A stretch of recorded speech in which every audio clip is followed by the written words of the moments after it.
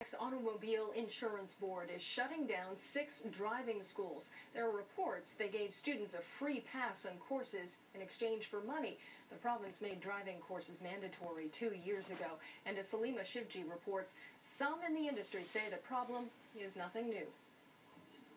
Oren Preisler teaches people how to drive. He says his face fell when he read the paper this morning. I was actually pretty shocked to hear that. A front page report found 6 schools in the Montreal area handed a certificate to a journalist posing as a young driver after he agreed to pay up. The certificate allows a driver to get a learner's permit. Preisler explains the certificate should only come after 10 hours of theory, but some schools try to take shortcuts. There's no one really watching, a day-to-day operation when they walk into the office and the conversation that goes on. So they're able to sell those attestations for whatever they wish. Quebec's mandatory driving courses came into effect 2 years ago, and it appears the problems with the system started about the same time.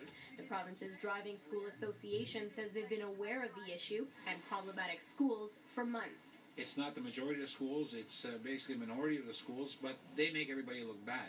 Mancini says there are distinct problem areas, mainly in Montreal, in Park Extension and Côte des Neiges, where driving schools are squeezed in beside beauty salons. As an association, we've tried to inform the powers that be to see what's happening with them and to tell them, listen, we have to do something about it. And now Quebec's transport officials are acting.